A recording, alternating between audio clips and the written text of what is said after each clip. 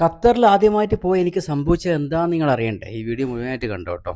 ഖത്തറിൽ ആദ്യമായിട്ട് തന്നെ പോകാൻ വേണ്ടി പ്ലാൻ ചെയ്ത സമയത്ത് ഞാൻ സീക്കർ റഫിയാക്കാൻ എന്നെ കോൺടാക്ട് ചെയ്തിരുന്നു. റഫിയാക്ക് എല്ലാ സൗകര്യങ്ങളും അവിടെ സ്റ്റേ ചെയ്യേണ്ട എല്ലാ സൗകര്യങ്ങളും ഒരുക്കി തന്നു റഫിയാക്ക്, അതുപോലെ തന്നെ ഫാറൂഖ് കൂടാളിനെ കേട്ടോ.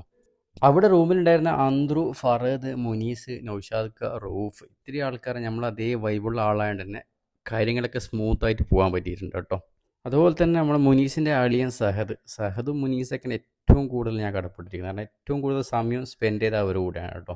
എല്ലാ ഏരിയയിലും കവർ ചെയ്യാൻ പറ്റുന്ന അവരോട്. അതുപോലെ തന്നെ എയർപോർട്ടിൽ നിന്ന് വന്നിട്ട് പിക്ക് ചെയ്ത ജുനു, റാഷി, അതുപോലെ തന്നെ മുന്നാസ്, മൂസി, ഓരോരാളെ കൂടെ ഓരോ ദിവസം ഭക്ഷണം ഉണ്ടായിരുന്നു കേട്ടോ.